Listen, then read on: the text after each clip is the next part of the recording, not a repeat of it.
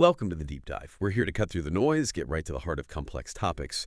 And today, well, we're tackling artificial intelligence. It's everywhere, isn't it? Not just some sci-fi idea anymore. It's actually weaving itself into our daily lives, shaping, how cities run, how local governments operate, and even how we think about human expertise, sometimes in fields you really wouldn't expect. We've pulled together a really fascinating stack of sources today. They challenge some common ideas, maybe reveal some surprising stuff about how AI is being used and where its limits really are. So our mission, as always, is to take a deep dive into all this material. We want to pull out the most important nuggets, give you that shortcut to being genuinely informed, and hopefully spark a few of those aha moments for you along the way. Yeah, and what's striking, I think, is just how varied the conversations around AI have become. It's not just one single narrative. Our sources, they definitely highlight the huge practical potential, no doubt about that. But they also really dive into the critical ethical questions, the policy challenges, and even, the fundamental science, the quest to figure out how this stuff actually works under the hood. It really just underscores how pervasive this technology is becoming and touches on so many different aspects of society all at once. Okay, so let's unpack this then. We'll start by looking at AI's role in public service, right down to the local level. Then we'll shift gears and delve into a really surprising industry where, well, human judgment is still absolutely key, irreplaceable actually. And finally, we'll get a peek into some cutting-edge research that's trying to demystify AI's black box, as they call it. It's going to be quite a journey, I think, across a pretty broad and exciting landscape, hopefully offering some insights that might, change how you think about AI. AI in public service, navigating the future of local governance. All right, building on that broad impact, let's zoom right in. Let's get specific, look at the local level. Our first stop takes us to the counties. We're drawing insights from the Maryland Association of Counties, MACO. They call it their summer conference. And this wasn't just, some academic chat. It was a big deal. County leaders, experts, all getting together. And the topic, artificial intelligence, power, potential, and preemption. Very timely, very relevant. It's pretty clear AI isn't just a what if for these local folks anymore. It's here. They're dealing with it now.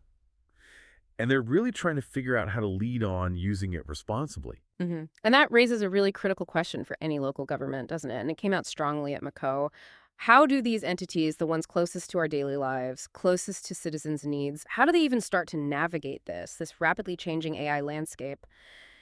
The core challenge as it came across is this really delicate balancing act. On one side, you've got AI's huge promise, making things more efficient, improving services, streamlining permits, maybe optimizing how public works uses resources, or even just making it easier for citizens to interact with government, maybe through chatbots for simple questions. But then on the other side, wow, there are these really complex policy things demanding attention right now. Like, how do you ensure it's used ethically? Yeah. How do you maintain transparency when an AI makes a decision?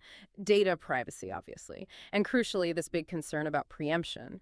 The state or federal government stepping in and setting rules that might not fit locally. It's a multifaceted problem, and they really need to be proactive about it, not just reacting. Right.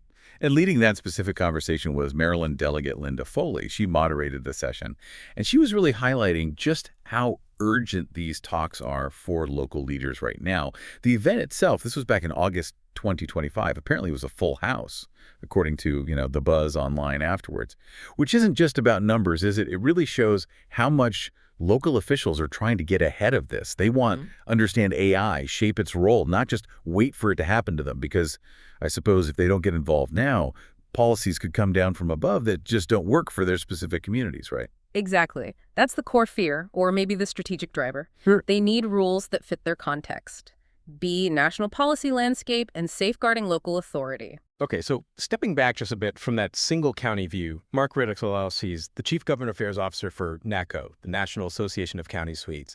He gave a really important overview during that session. Looking at the national policy picture, he was outlining how federal regulators are starting to think about AI standards.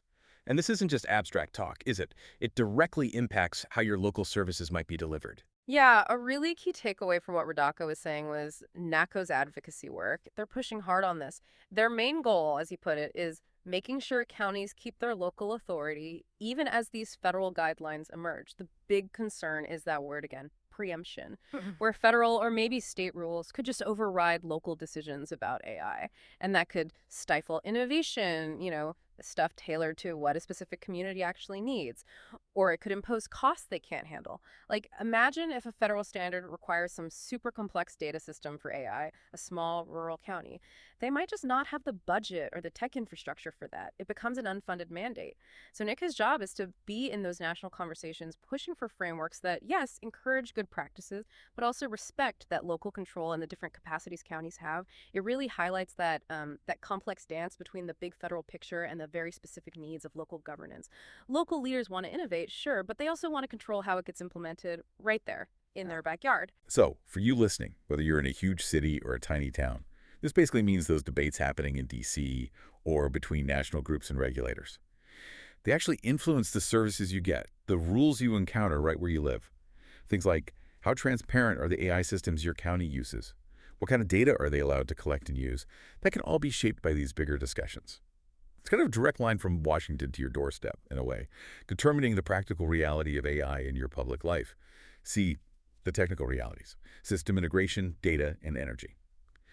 All right, then Ted Peibel, he's a senior government advisor at E+. He shifted the focus. He honed right in on the technical side, the operational stuff, getting AI to actually work for counties.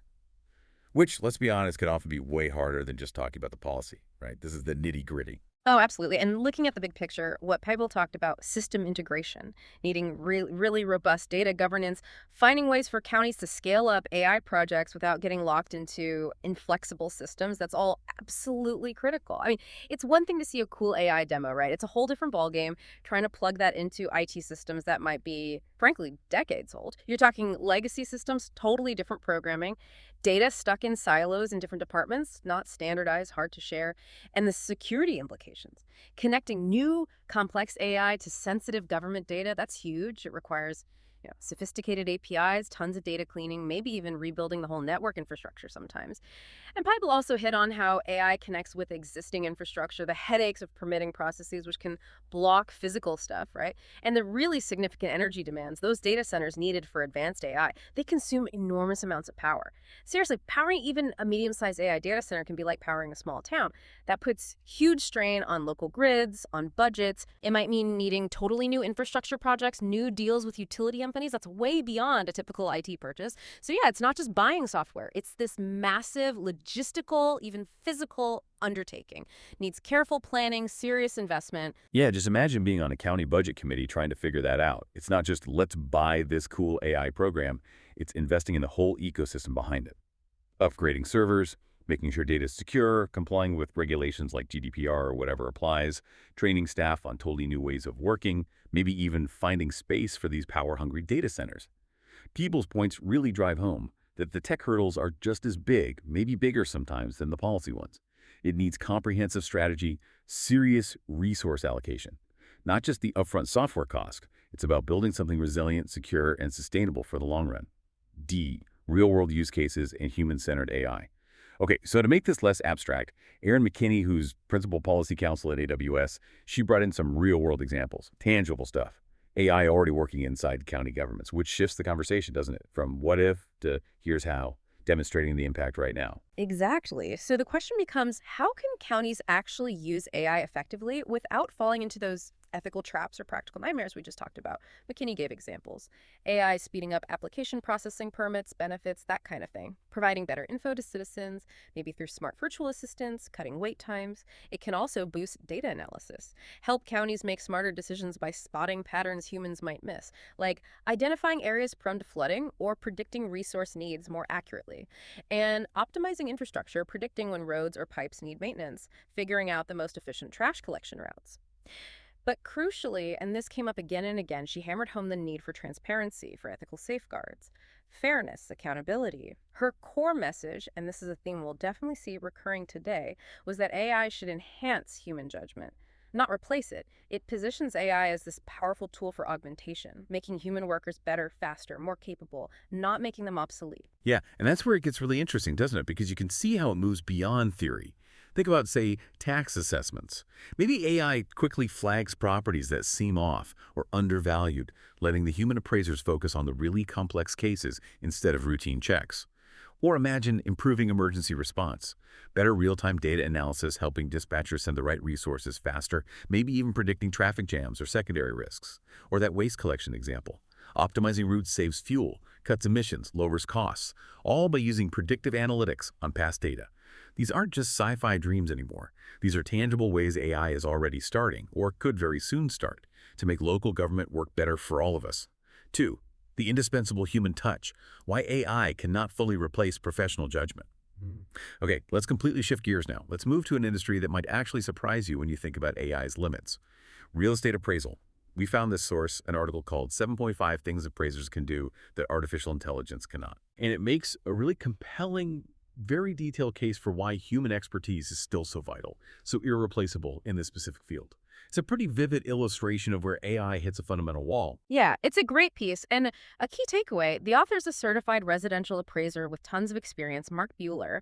His core argument is this: AI, mostly through these automated valuation models, AVMs, yeah, they can crunch numbers like crazy, generate valuations way faster than any human, but, and this is the huge but, they fundamentally lack credibility. They lack nuanced context. They lack professional judgment. And those are the things the market, the courts, the public, they still overwhelmingly rely on human appraisers for. It's about so much more than just spitting out a number. It's about the why behind that number, the human reasoning, the experience, that makes it credible. Right? That difference between just raw data and actual informed judgment, that's critical. So let's unpack these 7.5 things that the article says AI just can't do, and why each one really matters in the real world evaluation. This gives us a much clearer picture of, well, human indispensability in certain areas. Okay, first one, AI cannot judge condition and quality. An AVM, it sees the data points, right? 4 bedrooms, 3 baths, 400 square feet. Check, check, check. But what it absolutely does not know, can't possibly know from data alone, is that one of those bedrooms hasn't seen an update since like the 70s.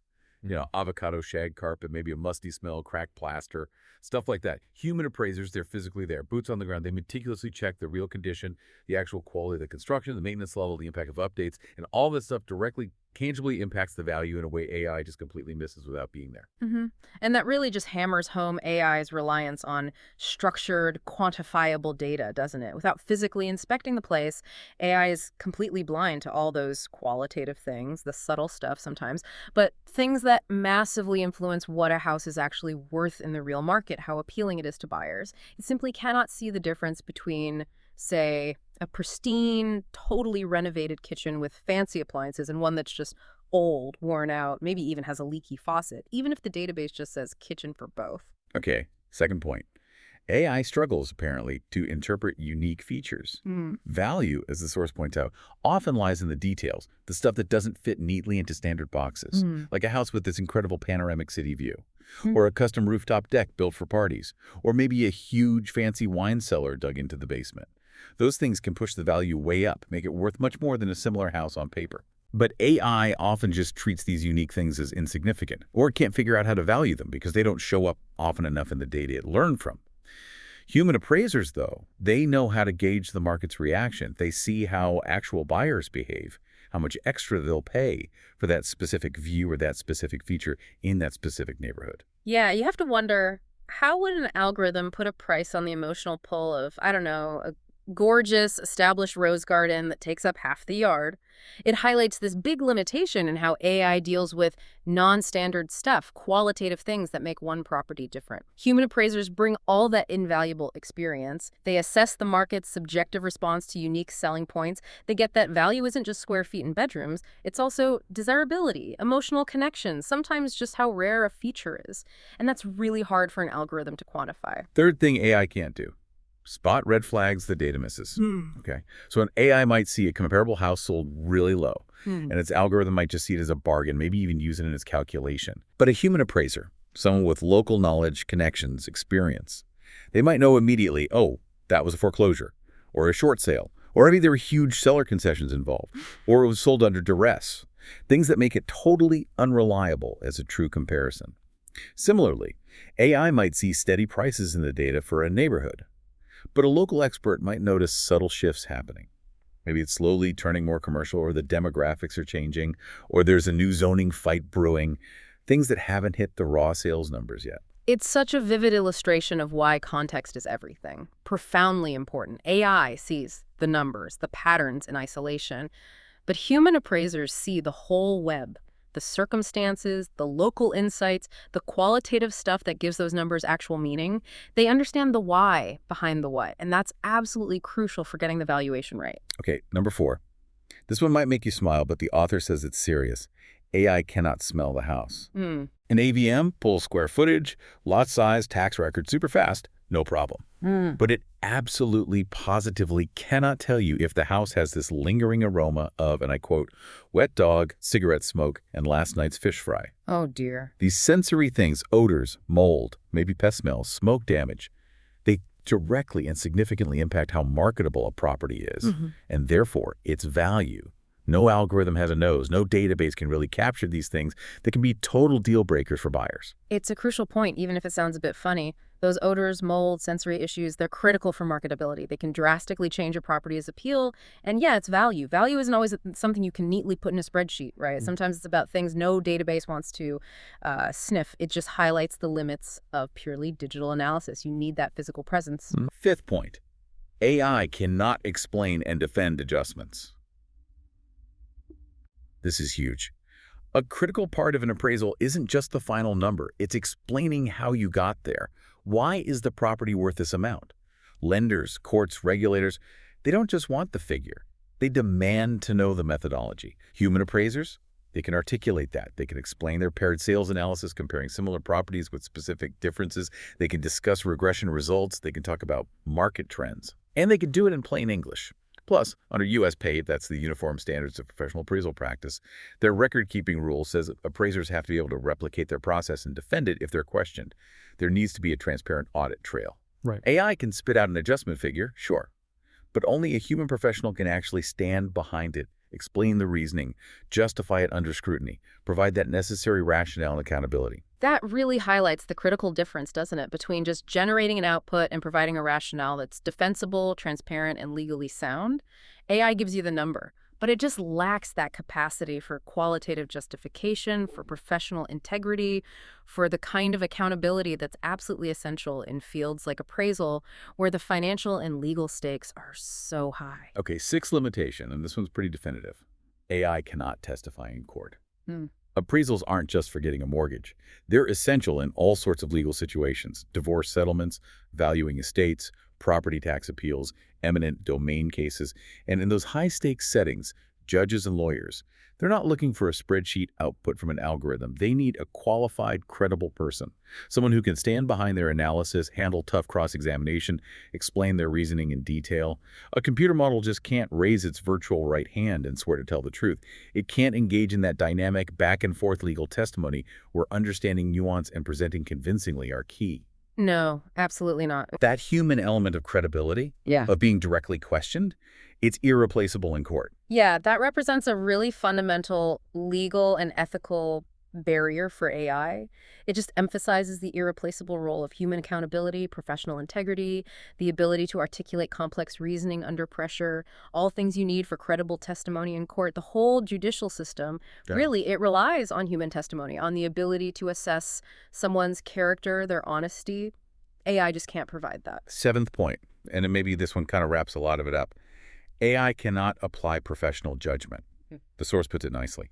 Appraisal is as much an art as it is a science. Yeah. Choosing the right comparable properties from maybe dozens or hundreds of possibilities, understanding how much weight to give different market signals, reconciling a range of different value indicators from various analyses, and figuring out when the data is telling a reliable story versus when it might actually be misleading. All of that takes nuanced human professional judgment. Yeah. It's more than just number crunching.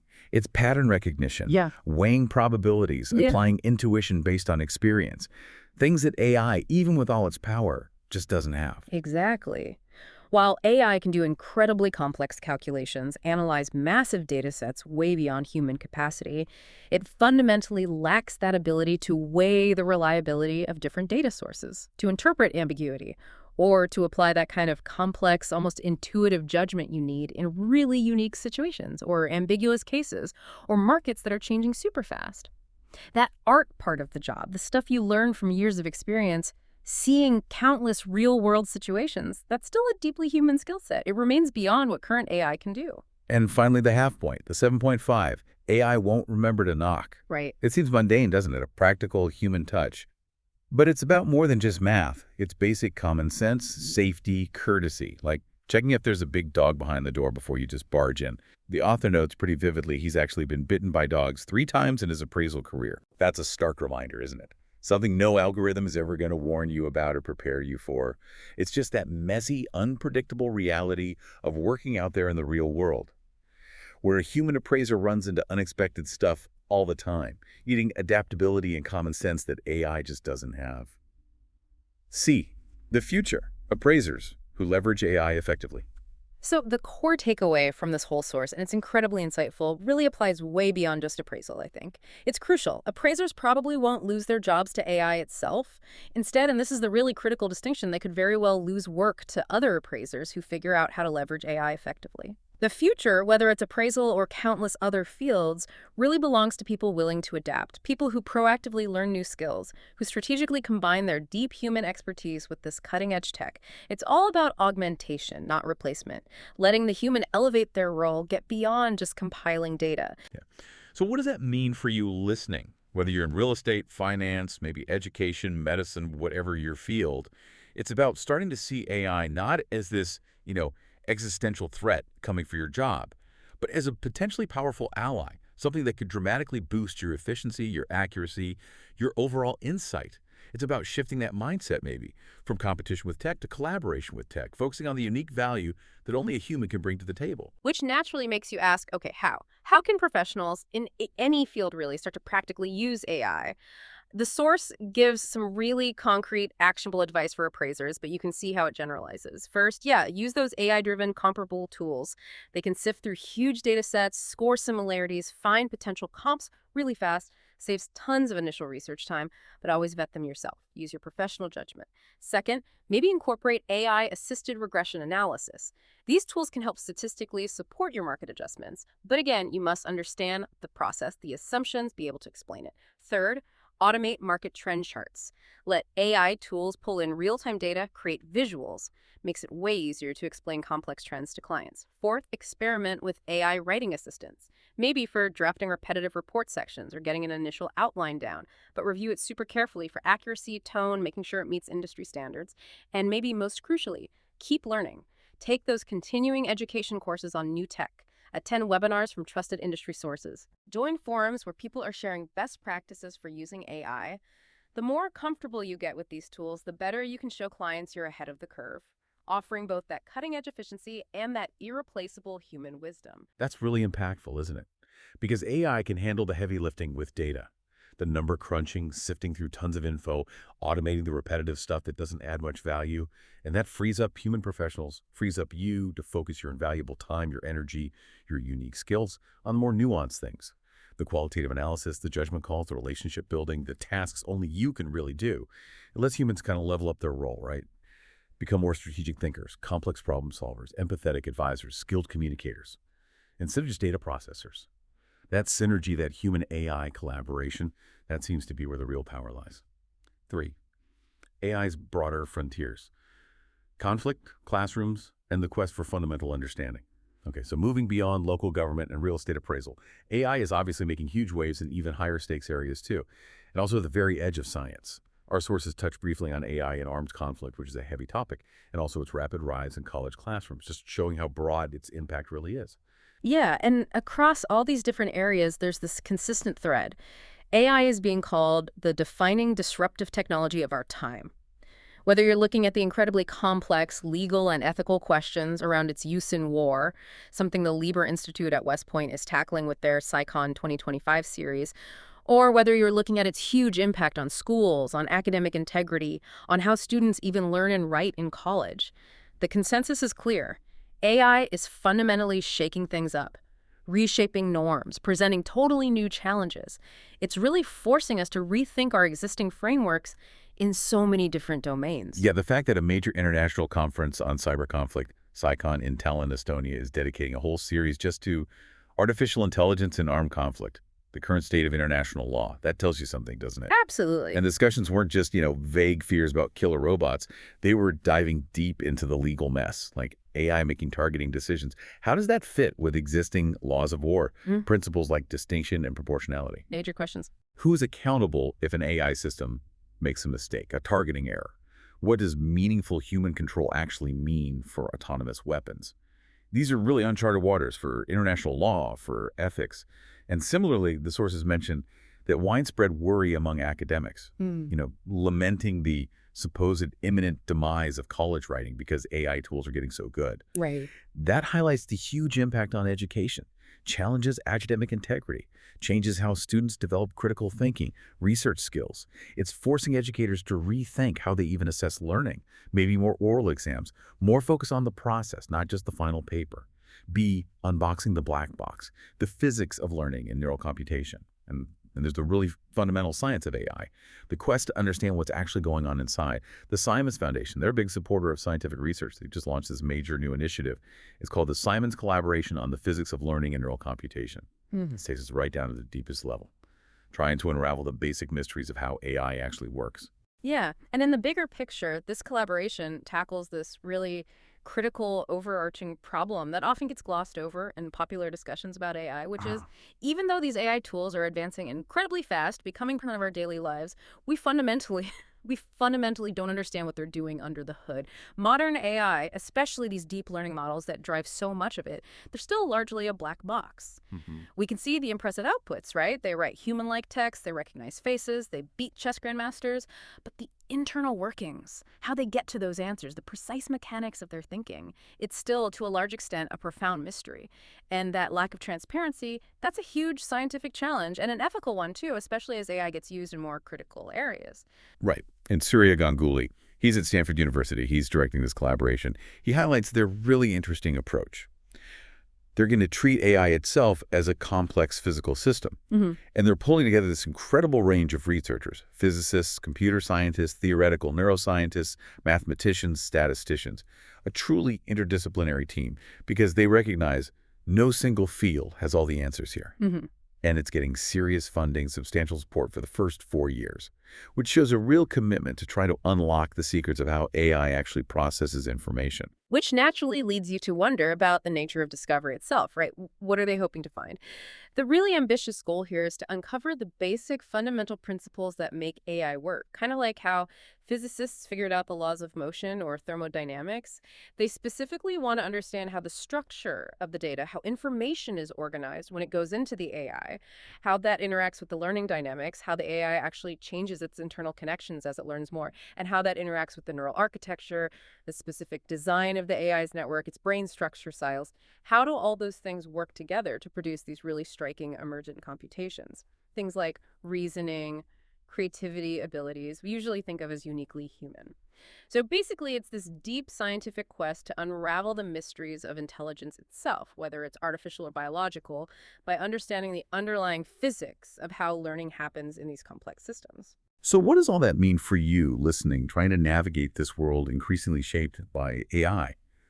Well, I think it means that even as AI becomes more seamless, more integrated into everything, making our lives easier, informing government, assisting professionals, some of the smartest people on the planet are still working incredibly hard just to truly understand how it works internally. It's a powerful reminder, isn't it, that we're still really in the early days of understanding this transformative technology, even as we're deploying it everywhere. And its full potential, its full implications, they're still unfolding, still being uncovered. Outro. Wow. We have covered a huge amount of ground today in this deep dive, from AI helping out county services, dealing with those tricky policy issues locally, all the way to its very specific limits, the irreplaceable human role in things like real estate appraisal, and even that cutting-edge science trying to understand its fundamental mechanics, treating it like physics. It's quite a landscape. Yeah, and throughout all of it, there's this really consistent, powerful theme that keeps emerging, isn't there? Artificial intelligence, yes, it's incredibly powerful, it's disruptive, no question. But its most valuable applications, the ones that seem most successful and sustainable, they consistently involve enhancing human capabilities, human judgment, not just replacing them outright. There are these clear, indispensable roles where that nuanced human touch, The sensory input, the context, the ethical grounding it remains absolutely paramount. Yeah, that's really impactful when you stop and think about your own work, your own field, your daily routine, or maybe some challenge you're wrestling with right now. Where could AI become that indispensable ally for you? Boosting your efficiency, giving you deeper insights, automating the tedious stuff, and maybe even more importantly, where does that uniquely human element, your judgment, your empathy, your ability to read between the lines, maybe just your physical presence, where does that need to stay firmly in the driver's seat? Yeah. Doing the things AI simply cannot do. Yeah, so maybe a final thought for you to ponder as AI keeps evolving, keeps integrating into more and more parts of our lives.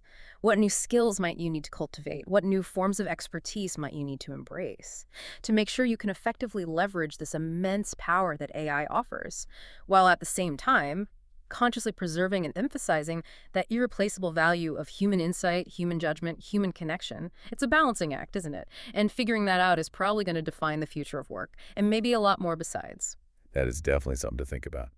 That's it for this Deep Dive. Join us next time as we unpack another fascinating stack of sources